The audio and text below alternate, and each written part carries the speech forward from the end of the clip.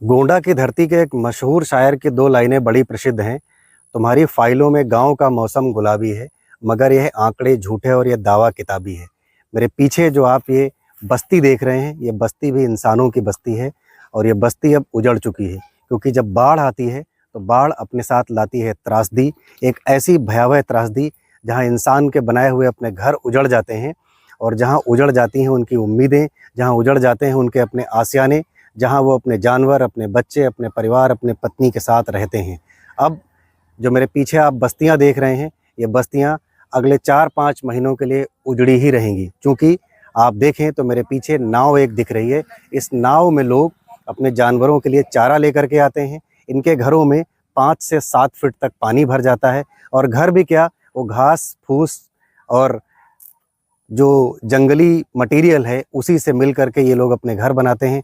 और ये एक सतत प्रक्रिया है, ये कोई नई बात नहीं है इनके लिए। जब मैंने अभी ऑफ कैमरा यहाँ के लोगों से बात किया तो करीब 18 से 20 साल लगातार हो गए हैं और ये लोग इसी तरीके से अपनी सतत प्रक्रिया में अपनी ज़िंदगी का निर्वाहन कर रहे हैं।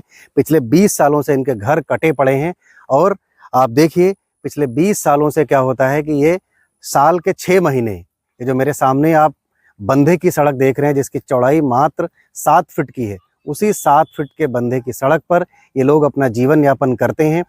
10 बाई 7 की भी खोली बनाते हैं ये, उसमें सब पत्नी, सब बच्चे, सब रहते हैं, जानवरों को इधर उधर बांधते हैं। मगर पिछले 20 सालों से इनको अब तक कोई परमानेंट आशियाने का जुगाड़ नहीं बन पाया। लोग नावों से चारे लाते हैं, अपने जानवरों को पालते हैं। यहाँ पर प्रधानी है और ये जगह मात्र लखीमपुर से 30 किलोमीटर की दूरी है। शारदा नगर जो लखीमपुर खीरी का एकमात्र पर्यटन स्थल है, यहाँ लोग खूब घूमने आते हैं।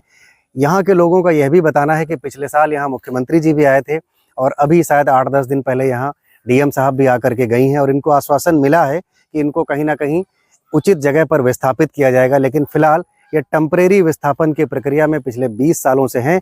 अब इनके जो घर हैं उनके घरों में पानी भर चुका है, 5-7 फीट का पानी भरा है और ये अपने घरों को छोड़कर इस सड़क के किनारे रहने के लिए बेबस हैं, मजबूर हैं, लाचार हैं। अब इनकी बेबसी को सुनने वाला शायद इस देश में कोई है नहीं। यहाँ के लोगों ने उम्मीदें भी अपनी छोड़ दिया है और हम आज़ादी के 75 वर्ष पूरे कर रहे हैं और 75 वर्ष पूरे करने के बाद हमारा देश आज़ादी के 75वें वर्षगांठ पर खूब धूमधाम से तिरंगा यात्राएं निकाल रहा है। और इनके घर, अभी हम इनकी बस्तियां भी आपको दिखाएंगे, इनके घरों पर भी इस देश का झंडा लहरा रहा है। मगर इनके पेट खाली हैं, इनके जानवरों के पेट खाली हैं, इनकी चारपाइयाँ बिस्तरों से सूनी हैं, इनके बच्चे बीमार हैं। इनका क्या जीवन स्तर होगा, ये किस कुपोषण की दौर से गुजर रहे हैं, इनके पास दवाइयों की क्या स्थिति है, इनके पास अपने निजी जीवन के लिए खाने पीने की क्या स्थिति है।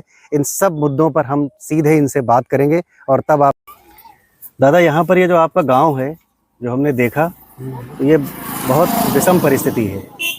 ये क्या प्रक्रिया है, कितने दिनों से आप लोगों को ऐसे गुजरना पड़ता है कि इस सड़क के किनारे आप लोगों को घर बनाकर रहना पड़ता है? ये कब से चलता आ रहा है? 18 वर्ष हो गए। अच्छा, 18 साल हो गए हैं। हाँ, 18 साल, सन 2010 में रह कटा। अच्छा, तो आपका गांव यहाँ से कहीं और था? हाँ, गांव घर रहा है तब यहाँ पर दोबारा जगह आए। अच्छा, तो उस समय आपको यहाँ किसने बसाया था? तो बसावा कोई नहीं रहा, अपने आप आपको जहाँ जगह मिली?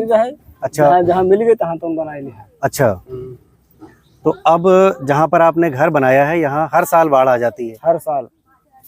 इसके बाद जब बाढ़ आ जाती है तो आपको अपना जो घर होता है उसको छोड़कर यहाँ सड़क किनारे आपको घर बनाना पड़ता है? बनाओ तो पड़ता है, जब वहाँ भर जाए तो बनाओगे नहीं पड़ी। इसी में आपको अपने जानवर रखने हैं, बच्चे रखने हैं, घर गृहस्थी रखनी है, सब रखनी पड़ती है। कैसे जीवन कटता है दादा? मुसीबत में कटते और कैसे कटी?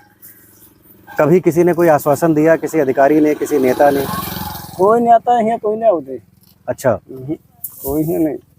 जब इलेक्शन होता है तो लोग वोट मांगने आते होंगे? हाँ, खाली वाटे मांगे आवत है, इलेक्शन होता कहीं लौटे को उन्होंने दर्शन देते। तब उनको आप अपनी स्थिति बताते हैं कि यहाँ पर ऐसी स्थिति है? जाते हैं। अच्छा, अरे बताओ जाते हैं, चौमा से लागत तब आवत नहीं निकलते हैं, रोड चले जाते हैं, हमने पूछते का हाल है कि नहीं कुछ। अभी यहाँ से लोग निकलते होंगे, अधिकारियों की गाड़ियाँ, नेताओं की गाड़ियाँ निकलती होंगी, सब क्यों नहीं करती? क्योंकि यही रास्ता है जिला मुख्यालय से निघासन तहसील को जोड़ने वाला। जाते आवत है बराबर। अच्छा, कोई रुककर कोई हालचाल नहीं पूछता है? कोई नहीं पूछता।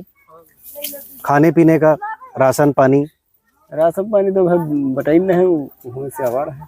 वो कोटे से मिलता है। हाँ, घर की व्यवस्था नहीं हो पा रही है। घर की व्यवस्था कोई नहीं, जब जगह की दिक्कत है तो जानवर बांधने की भी दिक्कत होती होगी। सबका है दिक्कत है।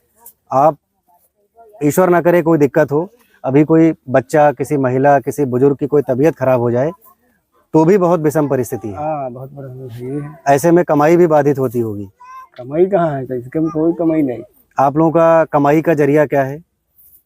यार कुछ जमीनों में नहीं, जमीन जो थी वो कट गई, वो कट गया पहले नहीं, बहुत दिन हुए कटे हुए। वो नदी में चली गई। उसका कहीं कोई मुआवजा मिला आपको? कुछ नहीं। ऐसी स्थिति में अब आप क्या उम्मीद करते हैं? उम्मीद क्या करे, जब कहूँ सोची बेचारी कहाँ बनाई, पैसा ना है जो खरीदे ली कहूँ। अच्छा, कभी डीएम साहिबा यहाँ पर आई? हाँ, डीएम साहब तो आए रहे पर साल। अच्छा, कुछ आश्वासन दिया था उन्होंने? बताई तो रहा नहीं, कोई नहीं करा। तब से 1 साल हो गया, अभी तक कुछ हुआ नहीं। यहाँ प्रधानी लगती है अपने यहाँ? ग्राम सभा टहारा। ग्राम सभा टहारा। प्रधान जी से कभी कुछ कोई आश्वासन मिला, कुछ उनसे उम्मीद तो मिली? बताओ दिन बसाई दी बनी, कहाँ बसाई तुम? अच्छा, कहते तो रहा नहीं खाली 15-16 साल बसाओ, प्रधान यहाँ उठते ही नहीं। अच्छा, प्रधान जी यहाँ नहीं आते हैं। 15-16 साल से आश्वासन है कि बसा देंगे। कहता ही बसाई दी। अच्छा, पिछले साल आपने बताया अभी कि मुख्यमंत्री जी भी आए थे। हाँ, मुख्यमंत्री आ रहे हैं पिछले साल, योगी आदित्यनाथ जी। महादेव तक गए रहे। तो आप सब लोगों ने उनसे कुछ गुहार लगाई थी? गुहार का लगे, रुकबे नहीं, हुए कदम चलते ही रहे। अच्छा, इधर से आए इधर चले गए। आप अपनी बात कह पाए थे? आप कहाँ कहीं मिली? उनकी तरफ से किसी ने आपको कोई आश्वासन दिया हो? हाँ, कहीं तो गए रहे। अच्छा, कहीं बसाओ दी हुए, आवास वास दे दी, जमीन दे दी, कहाँ ना जमीन ना आवास, कुछ नहीं। अभी तक इस तरीका का कोई भी आपको आश्वासन पूरा नहीं किया गया? कोई नहीं, प्रशासन की तरफ से, सरकार की तरफ से, किसी की भी तरफ से? कोई भी तरफ से नहीं कुछ हुआ। ऐसी स्थितियों में जीवन बड़ी विसंगतियों से भरा हुआ होगा।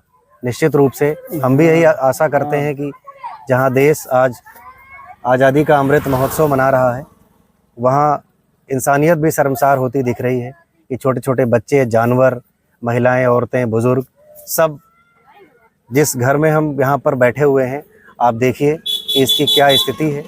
और ऐसे में लोग अपना अपना पूरा परिवार, पूरी गृहस्थी के साथ यहाँ पर रह रहे हैं।